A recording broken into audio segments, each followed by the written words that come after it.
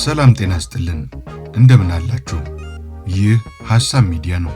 መሰናዶ ደግሞ የዛሬዎቹን አጀንዳዎቻችንን የፖለቲካና ማህበራዊ እንዲሁም ኢኮኖሚያዊ ክስተቶቻችን አሁን ሊያውም ዛሬ ድንገት ተነስተው የተከሰቱና የተፈጠሩ ሳይሆን ቀደም ብለውም በተለያዩ አጋጣሚዎች የሚነሱ በእንጥልጥል የቀሩን ጉዳዮች መሆናቸውን መለስ ብለን ለማስታወስ የምንሞክርበት አንድ ገጽ አንድ ንባብ ነው።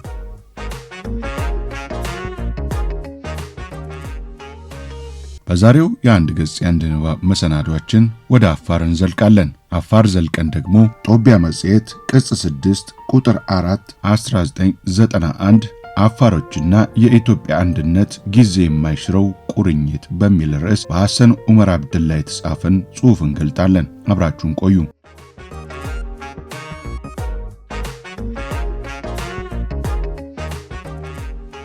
አፋሮችና የኢትዮጵያ አንድነት ጊዜ የማይሽረው ቁርኝት። ጊዜው እንኳን እኛ ግመሎቻችን የኢትዮጵያን ባንዲራ ያውቃሉ አሉ የተባለላቸው አፋሮች ለኢትዮጵያ አንድነት ያላቸውን ተሟጋችነትና ሟችነት ያስመሰክሩበት ወቅት ነበር። የ1983ቱ የሰኔ ኮንፈረንስ ሰሞን ባንዲራዋ የአዳል ግመሎች ይወቋት እንጂ በሀገር መሪዎች ዘንድ ወደ ብጣሽ ጨርቅነት የወረደችበት ሰሞን ነበር። እንደ አሁኑ አልፎላት የኢህአዴግ ሹማምንት ቢሮ ሳታጣብብ ማለታችን ነው። በዚያ ቀውጢ ወቅት አፋሮች ባሳዩት አይበገሬ አቋም አንጀቱ የራሰው የኢትዮጵያ ሕዝብ በጥቅል የመሃል ሀገሩ በተለይ ለአፋሮች ያለውን አድናቆትና አክብሮት የሚገልጽበት መንገድ የተቸገረበት ጊዜ ነበር። አማራው እንደወትሮ ወንድ ልጁን ለጀግንነት ተምሳሌት አዳል ብሎ የሚሰይምበት፣ ኮረዳዋ ምንም የሃይማኖት ልዩነት ሳያግዳት በስመጥሩ አርቲስት አፈወርቅ ተክሌ ስዕል ላይ ጊሌውን ታጥቆ ለአገር ዘብ የቆመውን የአፋር ጉብል ለመባል የተመቸበትን ጊዜ ነበረ። ያለምንም ማጋነን በዚያ ሰሞን ነፃና ፍትሃዊ ምርጫ ለዚህች ሀገር መሪነት ቢካሄድ ኖሮ ሱልጣን አልሚራን የሚፎካከር ተወዳዳሪ ይገኛል ብሎ መገመት ዘበት ነው። እሳቸው በዚያ የሰኔ ኮንፈረንስ ላይ ለኢትዮጵያ አንድነት ሽንጣቸውን ገትረው ከተከራከሩት ጥቂት ግንባር ቀደም ሰዎች የሚጠቀሱ ነበሩ። እነዚህ ጥቂቶቹ እንደ አንዱ እጅ ጣቶች ስለሚቆጠሩ ሌላ ተፎካካሪ ማን እንደነበረ መገመት አስቸጋሪ አይደለም። ማን ሊሆን ይችላል? ከፕሮፌሰር አስራት ወልደየስ በስተቀር። እርሳቸው ወያኔ ጥርሱን የነከሰባቸው በዚያኑ ዕለት እንጂ እንደተባለው በደብረ ብርሃን አማራን ለትጥቅ ትግል ለመቀስቀስ ንግግር አደረጉ የተባሉ ዕለትም አልነበረም። አፋሮች በዚህ ድርጊታቸው የአንድነት ኃይሎች ሙገሳና አድናቆት እንዳተረፉ ሁሉ የጸረ አንድነት ኃይሎች ደመኛ ጠላትነት ወይም ከጠቅላይ ሚኒስትራችን ምርጥ የስድብ መድብሎች ለመጥቀስ ያተረፉት ከዚያን ጊዜ ጀምሮ ነው። ዛሬ በየመጽሔቱ ተደጋግሞ ከሚወራላቸው የህዝብ ጭፍጨፋዎች ማለትም የበደኖ፣ የአርባ ጉጉ፣ የወተር፣ የአረካ፣ የጎንደር፣ የአንዋር መስጊድ ጭፍጨፋዎች በፊት አፋሮች ገዋኔ ላይ የተጨፈጨፉት ለኢትዮጵያ አንድነት ባሳዩት ወገናዊነት ነበር። ጭፍጨፋው ለሌሎች መቀጣጫና ትምህርት ሰጪ እንዲሆን ነበር የተፈለገው። የአፋሮችን ቅስም ለመስበር ወያኔና ሻዕቢያ ተጋግዘው አንዳንድ ጊዜም የሐሰን ጉሌድ ኢሳ መራሽ መንግስት እርዳታም ታክሎበት ባለፉት 7 ዓመታት በአፋሮች ላይ የተካሄዱ ዘመቻዎች በኢትዮጵያ አንድነትና በአፋሮች መካከል ያለውን ጊዜ የማይሽረው ቁርኝት መበጠስ አልቻሉም።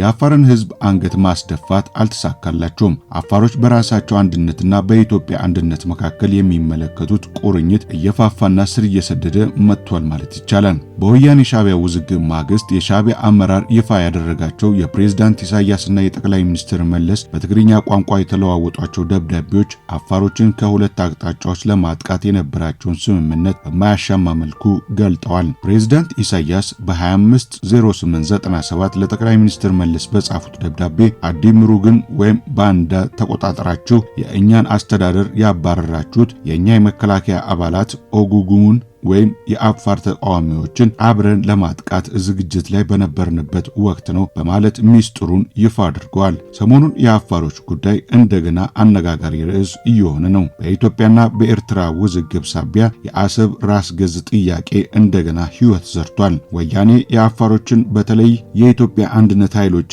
ልብ በጥልቅ ለመስቀል አሰብን ተቆጣጥሬ ኢትዮጵያን ዳግም የቀይ ባህር ዳርቻ ሀገር አደርጋታለሁ የሚለውን ቅስቀሳ ውስጥ ለውስጥ እያሰራጨ ነው። የአፋር ጉዳይ እንደገና ለመነጋገሪያ ርዕስነት የበቃው በዚህ ምክንያት ብቻ አልነበረም። በኢትዮጵያ በኤርትራና በጅቡቲ መካከል ሰሞኑን በተከሰተው የኃይል አሰላለፍ ብወዛና ሽኩቻ ሶስቱም መንግስታት የአፋርን ካርድ በመምዘዝ አንዱ በሌላው ላይ እንደ መሳሪያ ሊጠቀምበት ሽርጉድ እያለ ነው። በሶስቱም አገሮች ዋና ከተሞች ሻዕቢያ የኢትዮጵያ አፋሮች ከኢትዮጵያ ነፃ እንዲወጡ እያደራጀ ነው። ለጅቡቲ አፋሮች በአስመራ ቢሮ ተከፍቶላቸዋል ከተባለ ሰንበትበት ብሏል። ወያኔ የኢትዮጵያ አፋሮች የተበተነውን የአሰብ ራስ ገዝ እንደገና ከመመስረት አልፎ የኤርትራ አፋሮች ከቀሩት የኤርትራ ተቃዋሚ ድርጅቶች ጎን ተሰልፎ የአምባገነኑን የኢሳያስን ስርዓት እንዲያስወግዱ የማይፈነቅለው ድንጋይ የለውም። ጅቡቲም በአቅሟ የአፋሮችን ካርድ ለመምዘዝ እየጣረች ነው። ይህ ከሶስቱ አቅጣጫዎች የአፋሮችን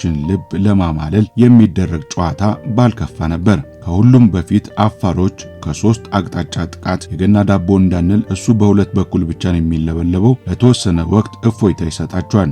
ነገሩ ግን በዚያ ብቻ የሚያቆም አይሆንም። እርክቻው ወይም ፉክቻው የአፋሮችን ዕጣ ፈንታ አነጋጋሪ ያደርገዋል። የአፋር አንድነትና የኢትዮጵያ አንድነት ቁርኝት ጥያቄ ላይም ጥላውን ማጥላቱ አይቀሬ ነው። እነዚህ የአካባቢ ጥልፍልፍ ገመድ ጉትታዎችና አዳዲስ የአካባቢያችን የኃይል አሰላልፎች በኢትዮጵያ አንድነትና ተነጣጥሎ በማይታየው የአፋር አንድነት ላይ የሚያስከትሉትን መዘዝ ከመመልከታችን በፊት ግን አፋሮች ባለፉት 50 ዓመታት በአንድነት ዕጣ ፈንታቸውን ለመወሰን ያደረጓቸውን ትግሎችና ያልተሳኩ ሙከራዎችን ወደ ኋላ ተመልሰን መቃኘቱ አይከፋም። እንዲያውም ተገቢ ነው ማለቱ ይቀላል። የአፋር አንድነት ምኞት ዓለም አቀፍ ድንበሮች አለያይቷቸው የተለያዩ ሀገሮች ዜጎች መሆናቸው በንቃተ ሕሊናቸው መስረጽ ከጀመረበት ጊዜ አንስቶ አፋሮች ለኋላ ቀርነታቸው ሁነኛው ምክንያት ይህ መበታተናቸው መሆኑን መገንዘብ ብዙ ጊዜ አልፈጅባቸውም። መድኃኒቱም አንድነት መሆኑ ብዙ አከራካሪ አልነበረም። ከዚያ በፊት ምናልባት በከብት ርቢ ላይ የተመሰረተው ድንበር ዘለል ኑሯቸው ምክንያት ወሰኖች ሳይገዷቸው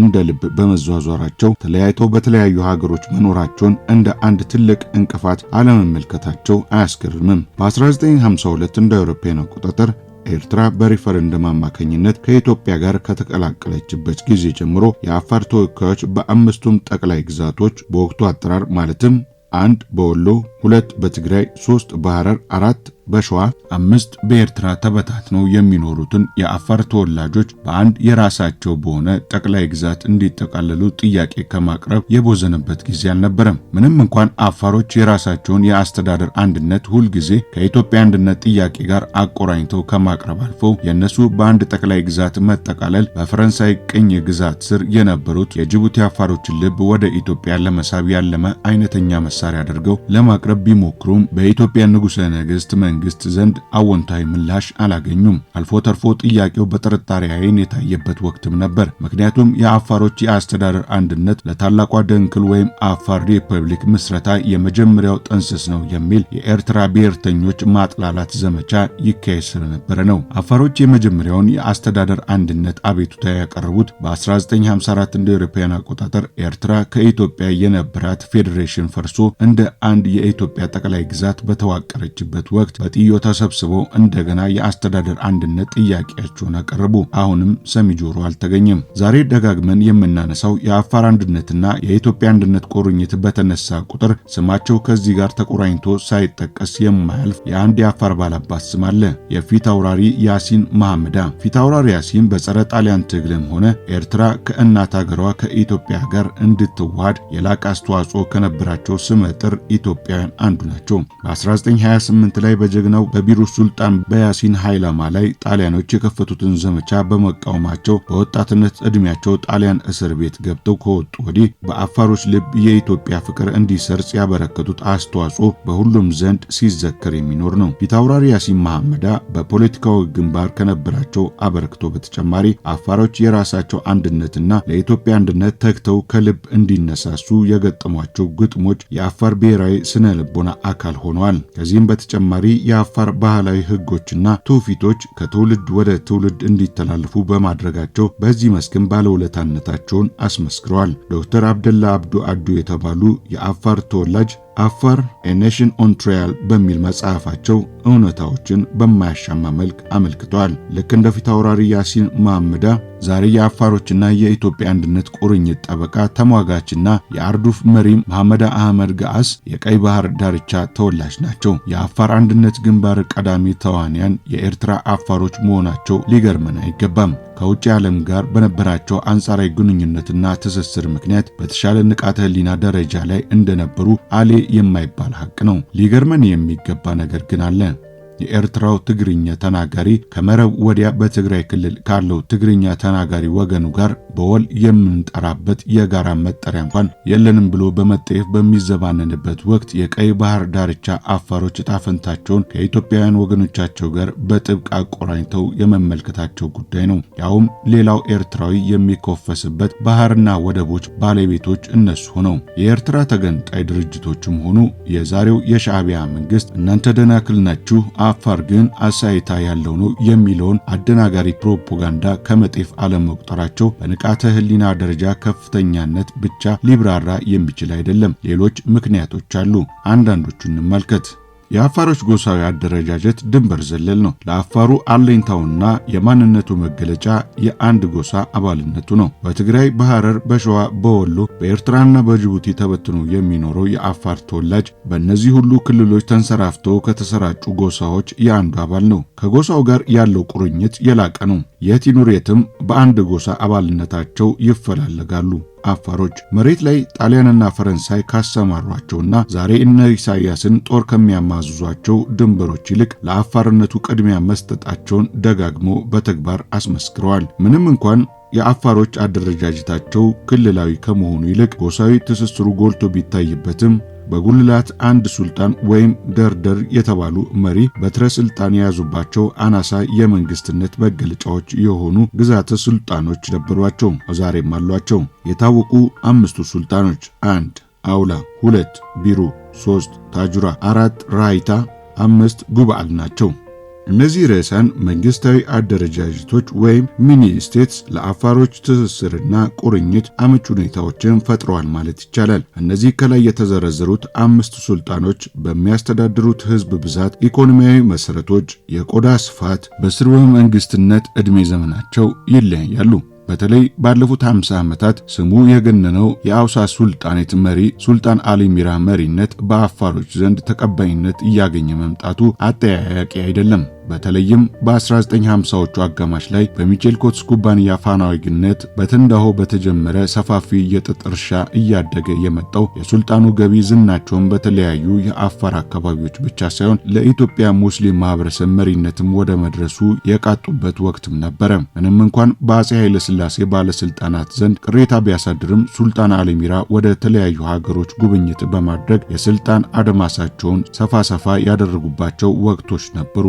1970ዎቹ የአውሳ ሱልጣኔት ታሪክ በ1942 ላይ በወጣትነት ዕድሜያቸው በትረ መንግስት ካጎታቸው በተረከቡበት በሱልጣን አሊ ሚራ የተጀመረ አይደለም። ከዚያ ረዘም ያለ ታሪክ ያለው ነው። በ1543 ላይ ኢማም አህመድ ግራኝ በፖርቹጋል ወታደሮች እርዳታ በጣና ሐይቅ ከተገደሉ በኋላ የአዳል መንግስት መነሻው ወደ ነበረው ወደ ሐረር ማፈግፈግ የግድ ሆነበት። ጥቃቱ እያየለ ሲመጣ ደግሞ እንደገና መናገሻውን ከሐረር ወደ አውሳ ለማሳወር ተገደደ። የታሪክ አዋቂዎች የሚነግሩን ሱልጣን አሊ ሚራ ኢዳሂሶ ከተባለው ስርወ መንግስት የነጋሲ ዘር 18ኛ ሱልጣን ናቸው። ሱልጣን አሊ ሚራ በአፄ ኃይለ ሥላሴ የተሰጣቸው ቢትወደድ የሚለው ማዕረግ ሊዋሃዳቸው አልቻለም።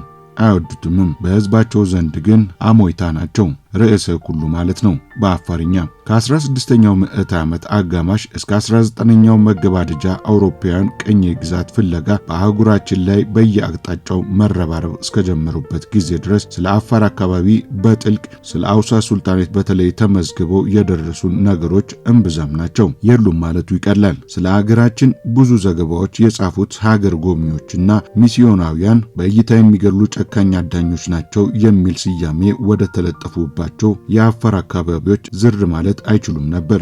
ኢትዮጵያን ለመውረር የመጡት የነሙዚንግር ፓሻ ወታደሮች ለወሬ ነጋሪ ያልተረፉትም በዚሁ በአፋሮች ጨካኝ ጸባይ ነው። በሸዋ ከተቋቋሙ ማዕከላዊ መንግስትም የተወሰነ ራስ ገዝነት ጠብቀው ለመኖር ከቻሉት ህዝቦች በአንደኝነት የሚቀመጡት አፋሮች ናቸው።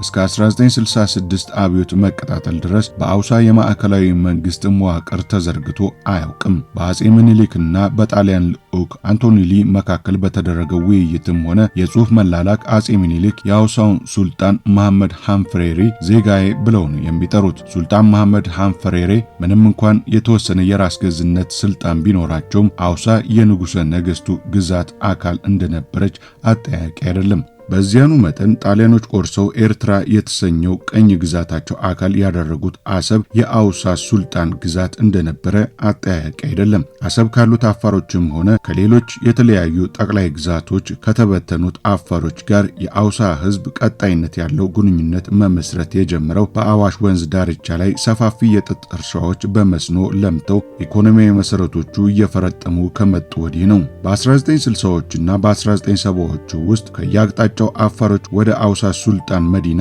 ወደ አይሳይታ መጉረፍ ጀመሩ። በአፋር ተወላጆች መካከል ግንኙነቱና እውቂያው ደራ። ትስስሩን በተለመደው የጋብቻ ቁርኝት ለማጎልበት ነበር በ1960 እንደ አውሮፓውያን አቆጣጠር ሱልጣን አሊሚራ ከቀይ ባህር ዳርቻ ጠጀ ከተባለችው መንደር ስመጥርና በእስልምና ዕውቀታቸው የተከበሩትን ሼህ ጃማሊዲን ልጅ ያገቡት። የዛሬው የአፋር ነጻ አውጪ ግንባር ወይም ኤኤልኤፍ መሪ የሆኑት ልጃቸውም የዛው ጋብቻ ፍሬ ናቸው። ሱልጣን አሊሚራ ከተለያዩ የአፋር አካባቢዎች የሃይማኖት ትምህርት እንዲማሩ ያስመጧቸውን የአፋር ባላባት ልጆች ወደ ካይሮና ወደ ሌሎች አረብ ሀገሮች ለትምህርት መላክ የጀመሩትም በዚያን ወቅት ነበረ። አካ በተባለው ምህጻረ ቃል የሚታወቀው የመጀመሪያው የአፋር ወጣቶች ንቅናቄም በካይሮ የተመሰረተው ከዚያ ጊዜ በኋላ ነው። ይህ ድርጅት አፋሮችን በአንድነት ሰብስቦ የራሳቸውን ዕጣ ፈንታ ወሳኞች እንዲሆኑ ነበር ዓላማው። ብዙም ሳይቆይ የአፋር ብሔራዊ አርነት ንቅናቄ ከአረብ ሀገሮች ከአውሮፓና ከኢትዮጵያ በተሰባሰቡ የአፋር ተማሪዎች ተመሰረተ። በ1968 መገባደጃ ላይ ደርግ ባወጀው ብሔራዊ አብዮታዊ ዲሞክራሲያዊ ፕሮግራም መሰረት ለአፋር አካባቢ ይሰጣል የተባለውን አካባቢያዊ ራስ ገዝ ሪጅናል አውቶኖሚ ተግባራዊ ለማድረግ ከደርግ ጎን የተሰለፈው ይህ ድርጅት ነበር።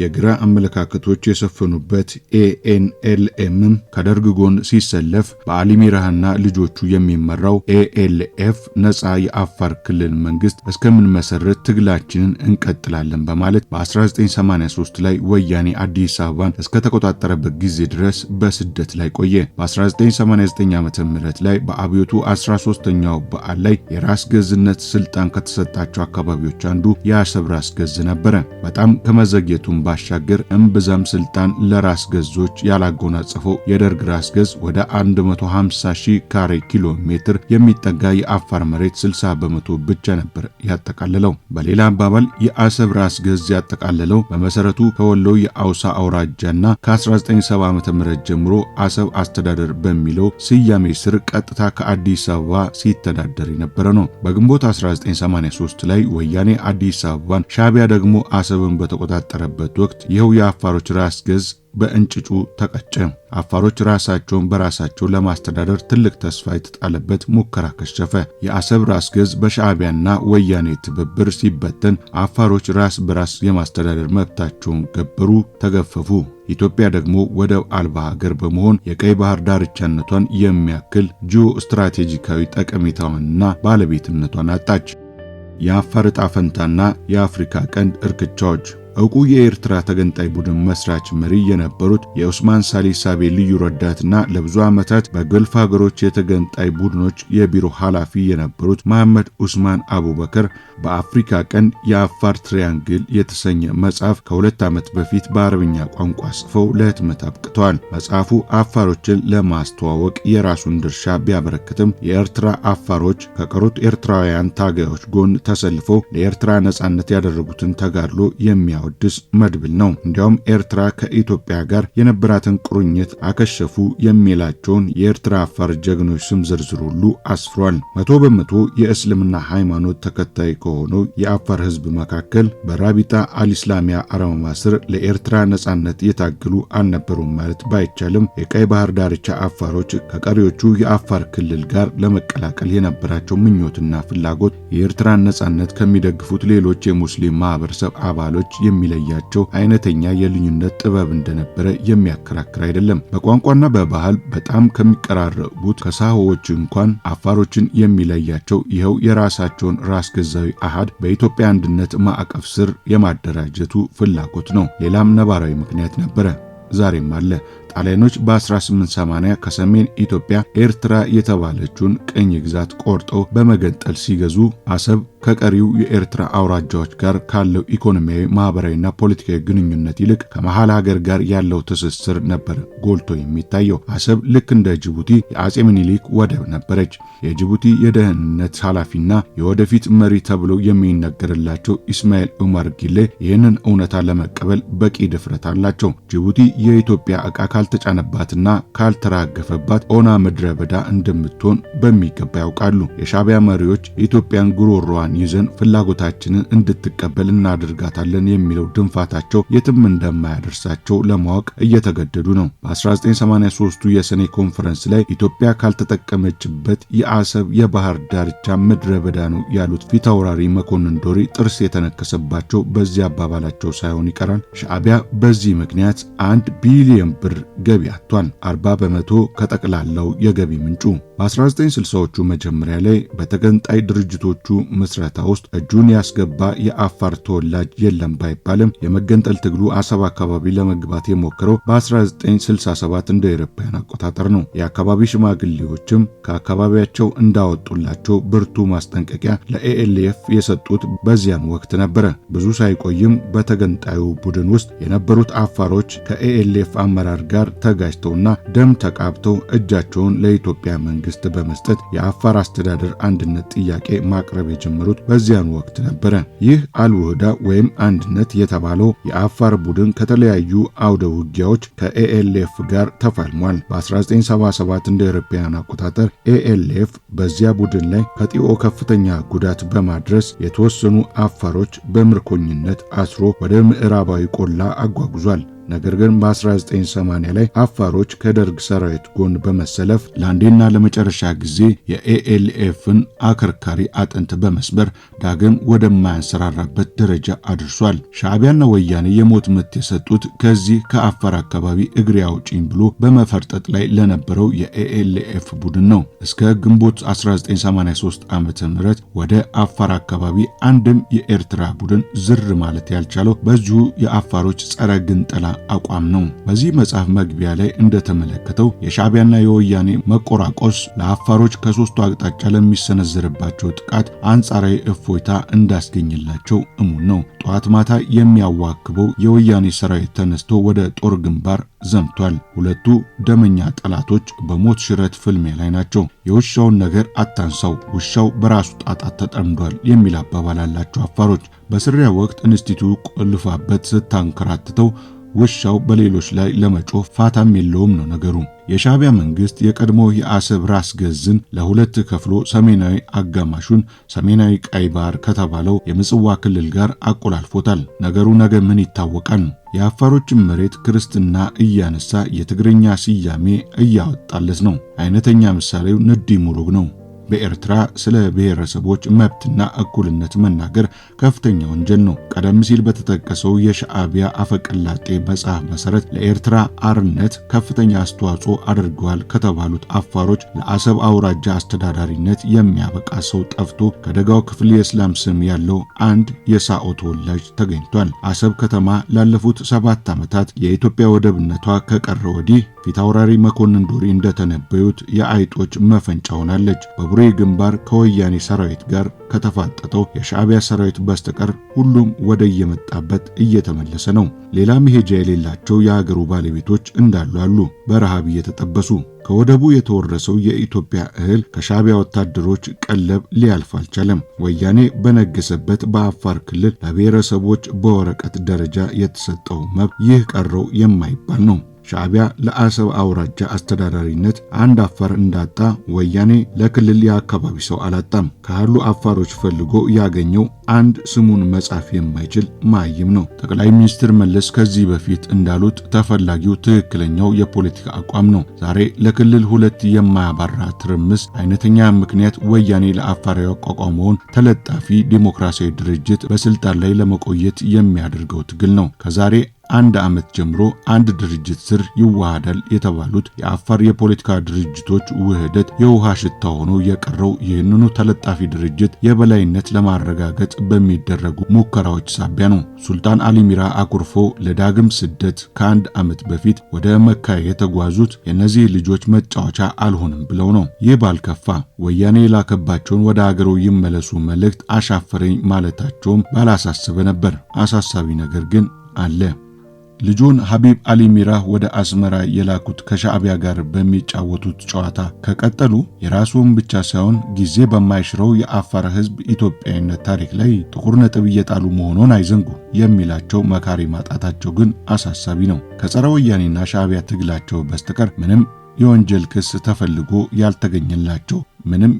ክስ ተፈልጎ ያልተገኘላቸው የኢሰፓ የአፋር ካድሬ መሪዎች ሐቢብ መሐመድ ያዩና ጀማል አብዱል ቃድር ሬዶ ዛሬም በባህር ዳር እስር ቤት እየማቀቁ ናቸው። እስካሁን ክስ የሌለባቸው እስረኞች ጉዳይ ይታይ በሚባልበት ጊዜ ነው በቅርቡ ለአዲስ ክስ ፍለጋ ከባህር ዳር ወደ ደሴ ያዛወሯቸው። እነዚህ ሁለት ግለሰቦች ለተባለው የአፋር አንድነትና የኢትዮጵያ አንድነት ቁርኝት የከፈሉት መስዋዕትነት በአፋሮች ብቻ ሳይሆን በኢትዮጵያ አንድነት ኃይሎች ሁሉ የሚደነቅ ነው። የቢሩ ሱልጣን ልጅ አህመድ መሐመድ አህወም በኢትዮጵያና ኤርትራ ውዝግብ ሳቢያ በተፈጠረው ሁኔታ አስገዳጅነት እንደገና ሰሞኑን ከየመን ተመልሰው አፋሮችን በጸረ ሻዕቢያ ትግል ለማነሳሳት ከሞከሩ በኋላ የወያኔ ሁሉን ነገር እኔ ልቆጣጠር ፈሊጥ አላፈናፍን ብሏቸው እንደገና ወደ የመን ስደታቸው ለመመለስ ተገደዋል ነው የሚባለው። የአስመራ መንግስት እሳቸውንም ቢሆን ከጎኑ ለማሰለፍ ጥረት ማድረጉ አይቀሬ ነው። የአርዱፋ መሪ መሐመድ አህመድ ጋዓስ በተፈጠረው ሁኔታ ሀገራዊ ኃላፊነት በማስቀደም ከወያኔ ጋር ያወጁት የአንድዮሽ ወይም ኒውላተራል ተኩስ አቁም ውሳኔ በጣም የሚያስመሰግናቸው ነው። ከለንደኑ ስደታቸው የወያኔን የስልክ ጥሪ እየተጠባበቁ ናቸው ነው የሚባለው። እዚያው በአዳል በረሃ ላለፉት 7 ዓመታት ዱር ቤቴ ብለው ወያኔን በመታገል ላይ ያሉ የአፋር ብሔራዊ ንቅናቄ ወይም አብን መሪ የሆኑትን አብዱል ቃድር መሐመድን ለማነጋገር የተደረገ ጥረት እስካሁን በወያኔ በኩል የለም ነው የተባለው። አፋሮች የአሰብ ራስ ገዝን አስመልሳለሁ በሚልበት ወቅት ወያኔን በጥርጣሬ አይን ለመመልከት በቂ ምክንያቶች አሏቸው። ሻዕቢያ እንደሚለው አሰብን እንደገና ተቆጣጥሮ የታላቋ ትግራይ ሪፐብሊክ የባህር በር ያደርጋታል ከሚል ስጋት አይደለም። ወያኔ እስካሁን የለመድናቸውን የሸፍጥ ፖለቲካ፣ የብልጣብልጥና የእናሞኛችሁ ፈሊጡን የሙጥኝ በማለቱ ነው። መጀመሪያ የቤቱን ችግር ካላስወገደ ወያኔ እንኳን አሰብን ባድመን ማስመለሱ አጠራጣሪ ይሆናል። ሌላም ጥርጣሬ አለ። እስካሁን በኢትዮጵያዊነታቸው ኮርተው ለኤርትራ ሪፈረንደም እንደማማ አለማሽ ገብረ ልዑል ድምጻቸውን ያልሰጡት አፋሮች ኤርትራውያን በመሆናቸው በኤርትራ ዲሞክራሲያዊ ስርዓት ለማምጣት ከሚታገሉት ከነደምሂና ሳግም ጎን ተሰልፋችሁ ተዋጉ ማለቱ ሰዶ ማሳደድ ይሆናል የሚል ፍራቻ አለ። ለአንዴና ለመጨረሻ ጊዜ የቀይ ባህር አፋሮችን ኢትዮጵያዊነት ለማስረጽ የሚወጠነጠን ሴራ አፋሮች ቁጥራቸውም ሆነ ከተማረው የሰው ኃይል ክምችት አንጻር ለብቻቸው ሻዕቢያን ተዋግተው አሰብን ማስመለስ አይችሉም። እነሱንም መሸከም ከሚችሉት በላይ አንቆልልባቸው። ጊዜ የማይሽረው የአፋር አንድነትና የኢትዮጵያ አንድነት ቁርኝት በተመለከትናቸው የሰሞኑ የኃይል አሰላለፍ ብወዛና የአካባቢ ሀገሮች መቆራቆስ እንዳይበጠስ ጥንቃቄ ማድረግ የግድ ነው። ይህ የአፋሮች ኃላፊነት ብቻ አይደለም፣ መላው የኢትዮጵያ አንድነት ኃይሎች ኃላፊነትም ጭምር ነው። ምክንያቱም የኢትዮጵያ አንድነት የአንድ ክልል ወይም የአንድ ብሔረሰብ ጉዳይ ሊሆን አይችልም። ትናንት ብሔራዊ ጥቅም የማስከበሩ ጽናት ብቻ ሳይሆን ኢትዮጵያዊነቱም ጭምር አጠያያቂ የነበረው ወያኔ ይህንኑ ኃላፊነት እንዲሸከም መጠበቁ ተላላነት ነው። ሁሉም ኢትዮጵያዊ በኃላፊነት ስሜት ከሁሉም አቅጣጫ አፋሮችን በካርድነት ለመጠቀም የሚያደርጓቸው ሙከራዎች መከታተል ይኖርበታል። በኢትዮጵያና በኤርትራ ውዝግብ ሳቢያ በተመሰቃቀለው የአፍሪካ ቀንድ የሰሞኑ ግርግር ጊዜ የማይሽረው የአፋርና የኢትዮጵያ አንድነት ቁርኝት እንዳይሸረሽር በማይናወጡ መሰረቶች ላይ መገንባቱን እርግጠኛ መሆን ይኖርብናል። ክቡራትና ክቡራን የሐሳብ ሚዲያ ወዳጆች ለዛሬ የተሰናዳው አንድ ገጽ አንድ ንባብ እስካሁን የተከታተላችሁትን ይመስል ነበር። ቸርን ሰንብት።